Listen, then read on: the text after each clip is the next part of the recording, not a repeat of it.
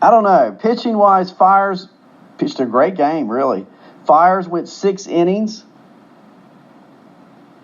He gave up 5 hits, only 1 earned.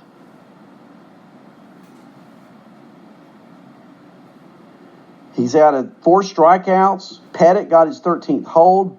Booster got his 8th hold. Soria blew a save, his 3rd blown save. Hendricks came in, pitched 2 innings, struck out 2. Trevino, a great outing. But then Trinan just blew it. Garver, big last night, driving in the run. He went 2 for 6, game winner, 2 RBIs. The Twins win in Oakland 4-3. San Francisco in San Diego last night. More runs than you might think, 7-5. The Giants win. Brandon Belt has been moved to that leadoff spot and is doing pretty well there for the Giants. Not your typical leadoff hitter, right? But he went 3 for 5 last night. 3 for 4 last night with an RBI, a walk. Longoria went 1 for 4, hit a home run, his 11th of the year in the 3rd inning off Quantrill with 1 on and 2 out. Dickerson, he hit a home run last night, his 3rd in the 3rd inning off Quantrill, a solo shot with 2 out. Sandoval, pinched hit, big hit in the game. RBI, he's hitting 287 on the year. For the Padres, Tatis Jr. 1 for 5 with a home run. His 12th of the year in the 4th inning off Anderson. Renfroe, 3 for 4, 2 RBIs. He's hitting 252. Renfroe hit his 25th last night in the 8th inning off Watson with none on and 1 out. Renfroe now has 47 RBIs on the year. Pitching-wise, not a lot to write home about, okay? Anderson only went 4 starting for the Giants, gave up 4 earned. Quantrill only went 4 1/3 starting for the Padres, gave up 3. San Francisco 7, San Diego 5. In Seattle last night, the Cardinals were in town taking on the Mariners. And St. Louis wins 5-2. Wainwright started the game, pitched 5 innings, gave up 2 earned runs, struck out 6. He now has an ERA on the year of 4.31. Brebbia came in, gets the win, pitching in the 7th and 8th. Check out this line for Brebbia. 2 1/3, no hits, no runs, no walks, 6 strikeouts. So of the 7 outs he got, 6 were on strikeouts.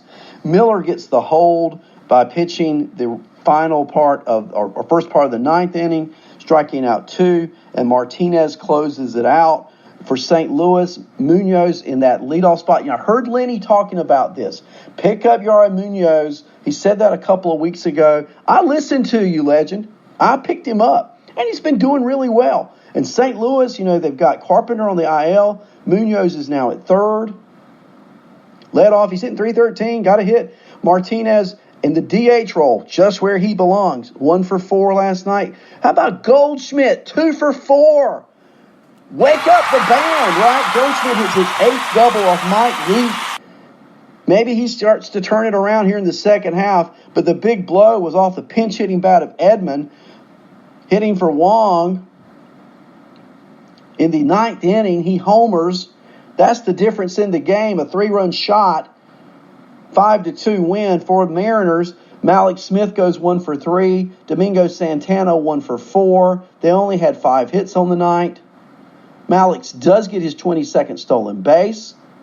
Moore, the left fielder, homers, his 4th in the 5th inning off Wainwright. Pitching-wise, Mike Leake, outstanding. 7 2/3 innings of shutout baseball for Seattle. He struck out 7, but the bullpen couldn't hold it. Elias, blown save, pitching 2/3 of an inning in the 9th inning, gave up that home run to Edman. His line reads this way: 2/3 of an inning, 2 hits, 2 earned runs, a strikeout, a home run, a blown save is second. St. Louis wins in Seattle. It was a sleepless night there, wasn't it? 5-2. And finally, box score-wise, before we get into our next segment, Arizona in Los Angeles taking on the Dodgers. And the Dodgers, with the 5-4 win, over the Arizona Diamondbacks. It was a blow-up night for Greg Holland. He blew his 4th save. Tie game late. Hero last night. Bellinger. Big hit. Telling you, it was the Dodgers just find ways, don't they? It just seems like no matter the circumstance. And last night in L.A., it was Bellinger with a big walk-off home run in the 10th inning to win the game for the Dodgers. From Lopez, Bellinger hammers the ball. It's Bellinger's turn.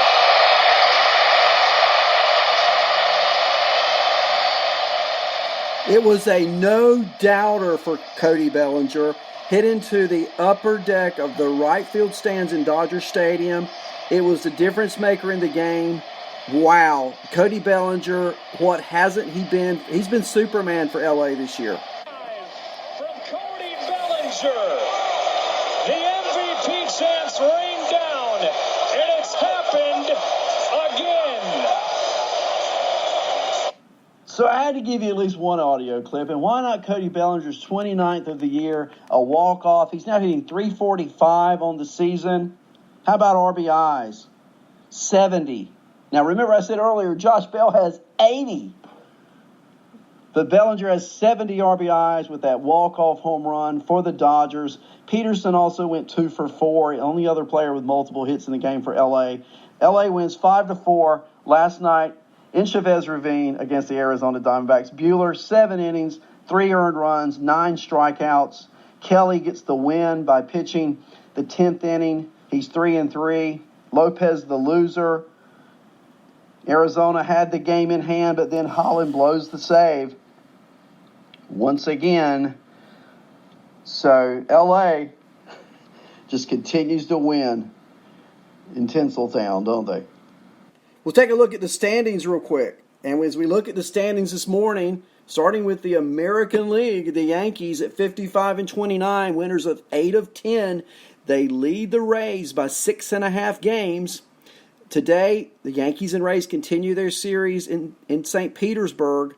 So it's a good time for Tampa if they could make some hay to make it here before the All-Star break. You know, I always think at the All-Star break, a litmus test of teams who will be successful in the second half. Take a look at teams who've won 50 or more games. And as of today, July 4th, of course the All-Star break isn't until Sunday, but as of today, July 4th, the Yankees and Rays are both at that 50 or 50-plus win plateau. The Red Sox, with the loss last night in Toronto, they fall to 11 games behind the Yankees in the division. In the American League Central, the Twins at 54-31, the second best record in the American League as of today, at 54-31. They are 7 games ahead of Cleveland.